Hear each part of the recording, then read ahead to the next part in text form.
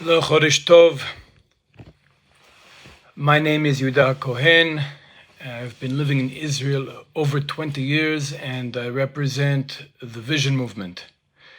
You can check us out at visionmovement.org or visionmag.org if you want to check out our magazine, Vision Magazine podcast if you want to hear more of what I have to say. But again, my name is Yehuda Cohen, and I really approach a lot of what we're going to be speaking about right now from a post-colonial perspective. I'm not interested in being a Jew within the context or ideological paradigm of someone else's civilization, okay? I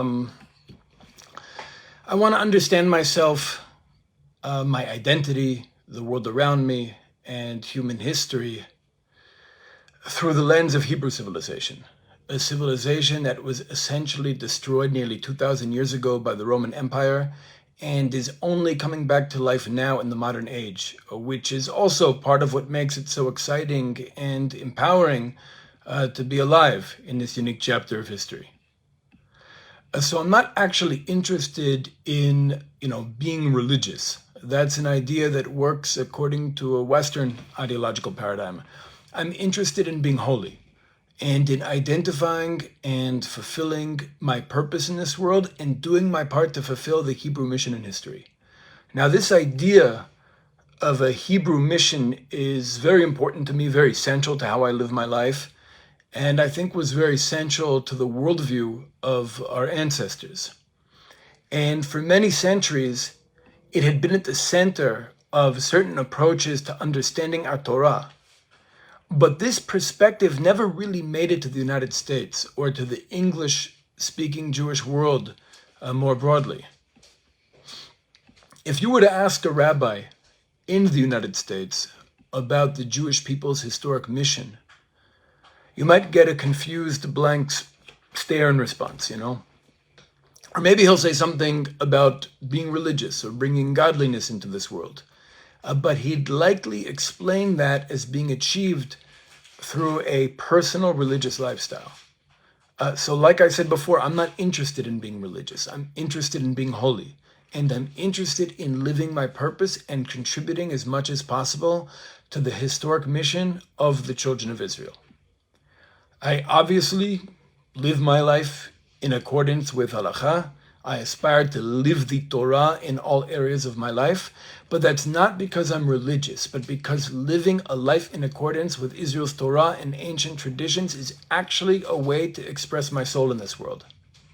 It's also a consciousness-building experience for me as an individual. That's how halakha works. That's how the Hebrew calendar works. We build consciousness through all of the rituals and precepts and festivals and tefillot, etc., etc. It's a consciousness-building experience for the individual. Just as Jewish history is a consciousness-building experience for all of humanity more broadly. Right? The story of the Jewish people in history brings humanity to the awareness of that which the Jew as an individual is brought to the awareness of through a halachic lifestyle and through experiencing the Hebrew calendar.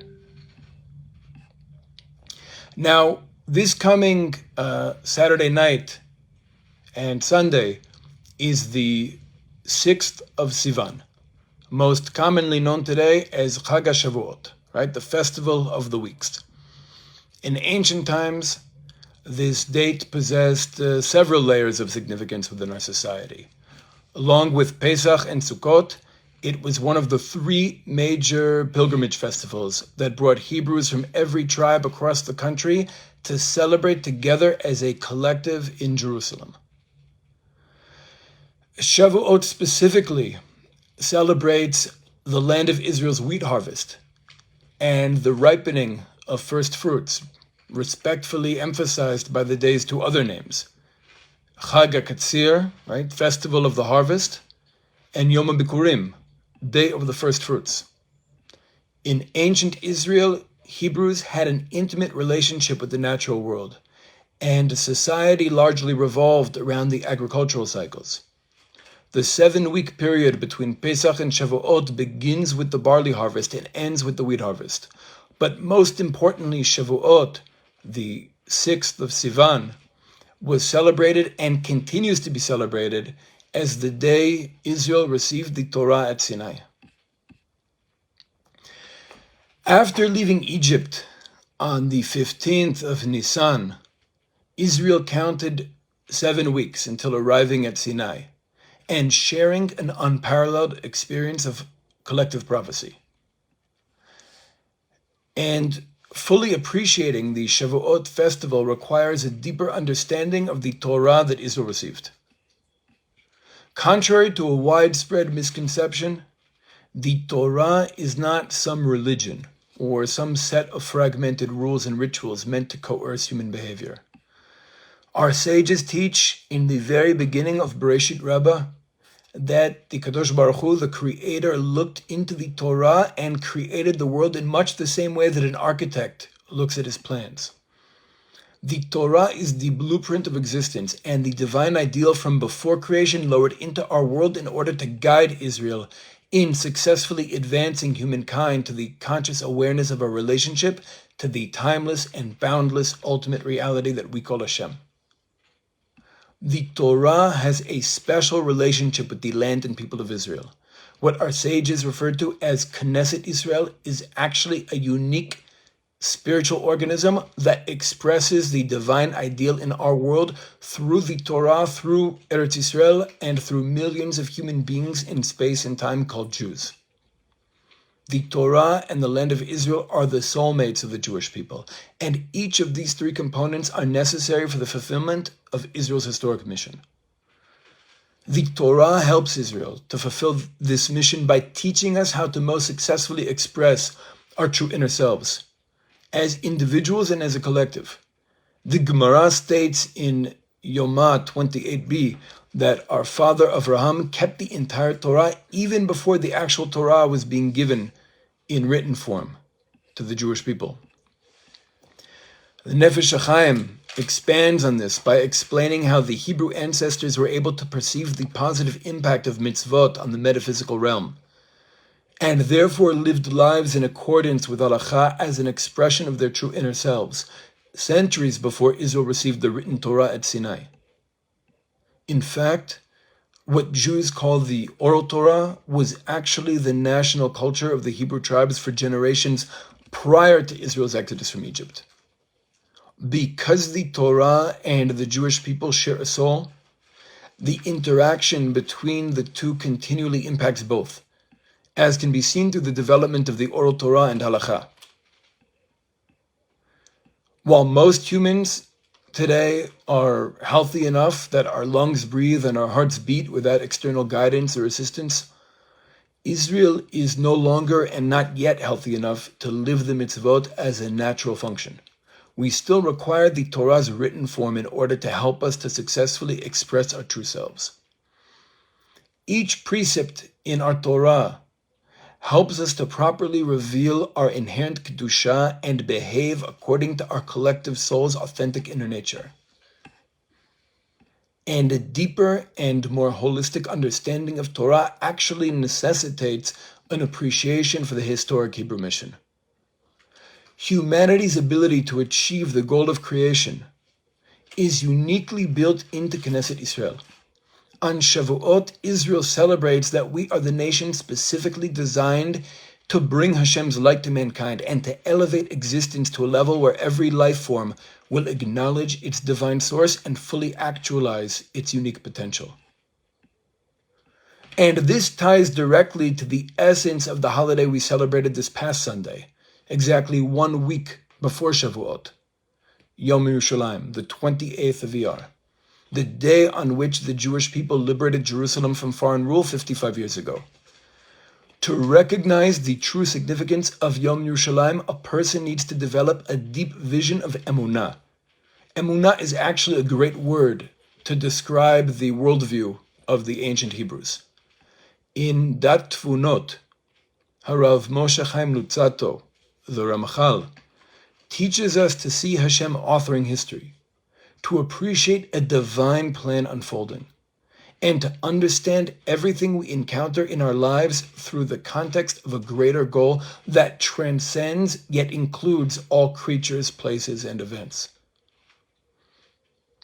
All of creation, with all of its multiplicity and variety, is actually one organic whole that appears fragmented from the untrained human perspective. Due to our myopic perception, most humans tend to see everything as disconnected and often even opposing forces. But when we learn to view the world from a divine perspective, we become capable of relating to everything we encounter with all of their unique functions and distinctions as exceptional pieces of one giant, amazing puzzle. Learning emunah is learning to see the divine light in its unity before it's having been distilled into multiplicity from the human perspective. To see not only the seemingly fragmented branches, but also the unified roots. The study of emunah helps us to recognize the one that precedes and transcends the individual parts, yet is at the same time revealed through them, thereby giving them their true significance and purpose in our world. Because we exist within the framework of time, history seems, from the human perspective, to flow in a long linear process of events. But from the perspective of emunah, history exists as one giant light.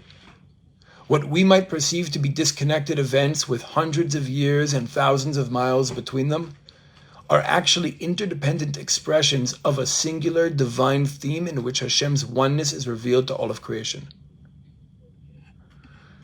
Everything in creation possesses a spiritual backend.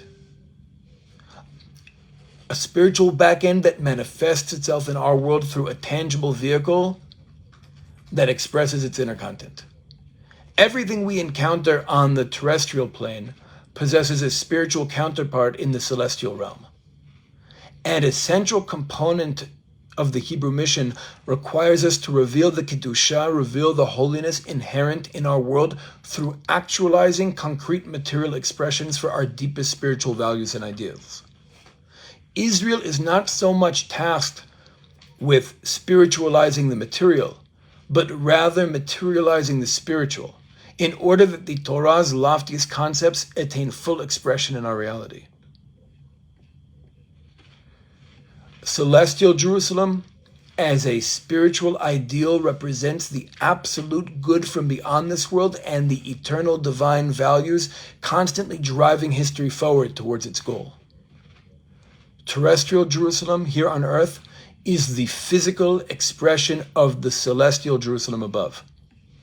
What may appear to the human eye as merely an ancient mountain city is actually, according to our sages in Tanchuma Pekudeh, the uniquely designed conduit that reveals Hashem's oneness to humankind and enables the flow of divine energy and blessing into our world. And Knesset Israel, the unique spiritual organism revealed in this world through the Torah, the land of Israel, and the Jewish people, is the receptacle that receives and expresses the divine ideal. What the land of Israel, and specifically Jerusalem, is in geographic form, the people of Israel is in human form.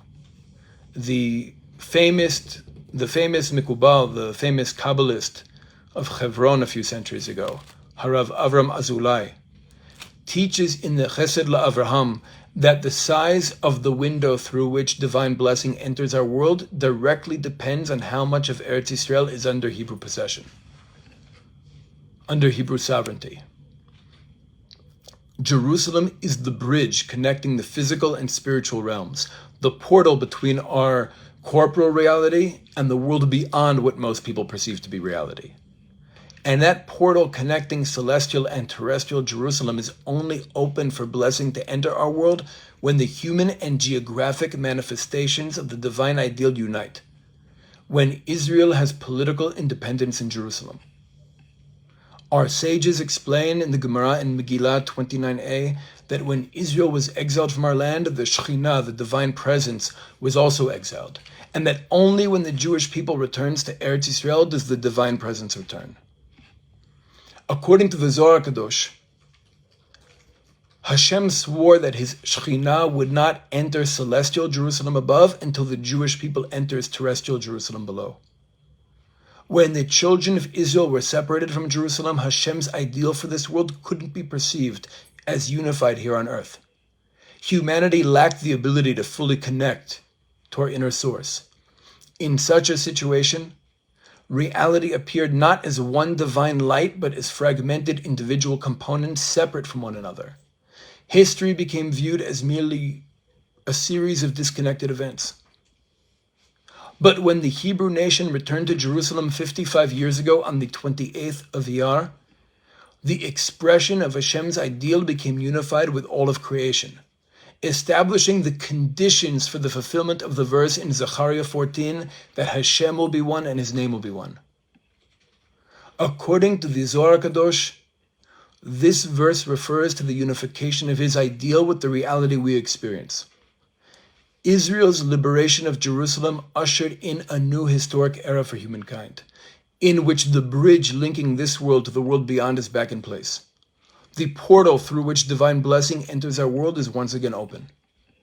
Malchut Yisrael on earth is the material vehicle that receives and expresses the divine kingdom above.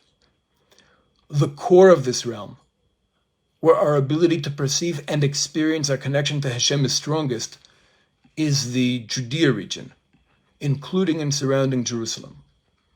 We therefore have unique laws and customs exclusively pertaining to this region, such as the commandment for a Jew to tear our garment upon seeing the cities of Judea destroyed. This is a mitzvah that does not apply to cities in any other portion of our country, only Judea. According to both the Beit Yosef and the Mishnah Berurah on the Shulchan Aruch in Orach Chaim, section 561, the term destroyed is legally defined as being under foreign rule. This means that a Jew who sees a physically ruined and uninhabitable city in a free Judea should not tear his garment. But he would be commanded to do so upon seeing a Judean city under Gentile sovereignty, even if that city is fully developed and abounding with vibrant Jewish life. So, for example, when the British ruled our land, if we had seen Jerusalem under British rule, or any other cities of Judea under British rule, we would have a requirement to tear our garment.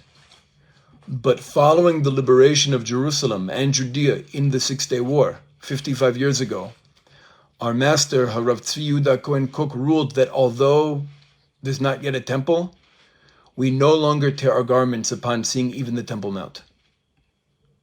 So while the return of the Jewish people to the city that had been the central focus of our dreams and tefillot for thousands of years would be sufficient to warrant the establishment of a new Jewish festival, complete with Hallel, Yom Yerushalayim actually commemorates so much more.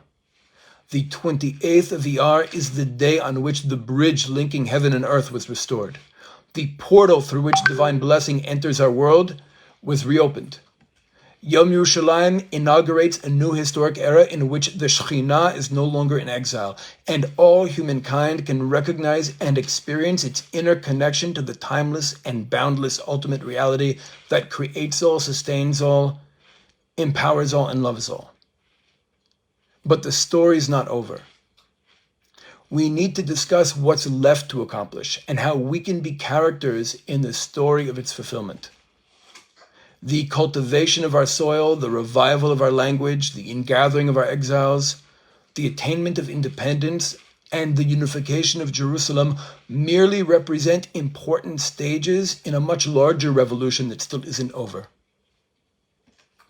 So if you're interested in playing a meaningful role in the current chapter of our people's story, you can go to visionmovement.org and check out some of the many courses and programs that we offer, both in person and online. And if you'd like to explore some of the ideas that I shared here more deeply, you can check out our magazine at visionmag.org or our podcasts at Vision Magazine Podcasts on all the major platforms. If anyone has any questions they'd like to ask me directly, feel free to direct message. And I'd like to thank Light of Infinite for giving me this opportunity to share these ideas. And tonight, of course, we celebrate the last night of the Six-Day War, when we freed the Golan Heights, part of the tribal territory of Menashe, from Syrian rule. I wish you a Chodesh Tov and a Chag Sameach.